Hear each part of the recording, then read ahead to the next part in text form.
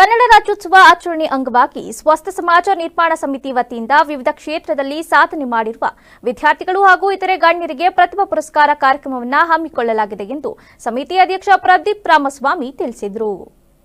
ಗುರುವಾರ ಪತ್ರಿಕಾಗೋಷ್ಠಿಯಲ್ಲಿ ಮಾತನಾಡಿದ ಅವರು, ಸಮಿತಿ ರಚನೆಯಾಗಿದ್ದಾಗಿಂದಲೂ ಕೂಡ ಪರಿಸರ ರಕ್ಷಣೆ, ಅರಿವು, ಗಿಡ ನೆಡುವುದು ಮತ್ತು ಕನ್ನಡ ಭಾಷೆಯ ಅಭಿಮಾನವನ್ನ ಯುವ ಪೀಳಿಗೆಯಲ್ಲಿ ಮೂಡಿಸುವುದು ಸೇರಿದಂತೆ ವಿವಿಧ ಕ್ಷೇತ್ರದಲ್ಲಿ ಸಾಧನೆ ಮಾಡಿದ ನೂರಾರು ಮಂದಿಯನ್ನ ಗೌರವಿಸುವ ಕೆಲಸವನ್ನ ಮಾಡುತ್ತಾ ಬರಲಾಗುತ್ತಿದೆ.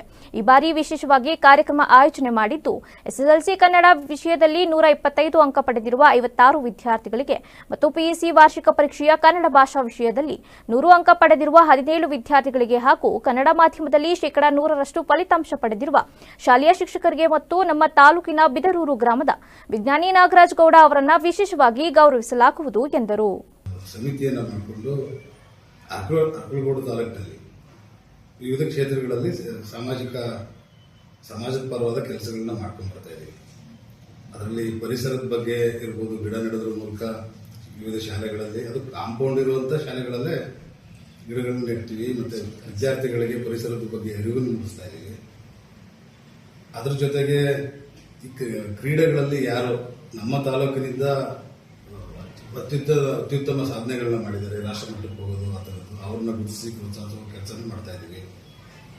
ಈ ಮಣ್ಣಿನ ಗಣಪತಿ, ಪ್ರತಿ ಗಣಪತಿ ಹಬ್ಬದಲ್ಲಿ ಅದೊಂದು ವಿಶೇಷವಾದ ಕಾರ್ಯಕ್ರಮ, ಮಕ್ಕಳಿಗೆ ತರಬೇತಿ ಕೊಡ್ತೀವಿ.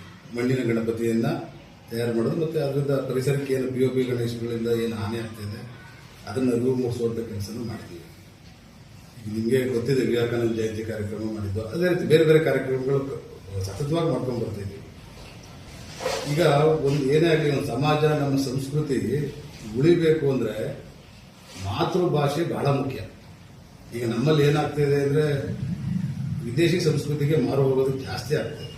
ಆ ವೆಸ್ಟರ್ನ್ ಕಲ್ಚರ್ ಅಂತೀವಲ್ಲ, ಪಾಶ್ಚಿಮಾತ್ಯ ಸಂಸ್ಕೃತಿ.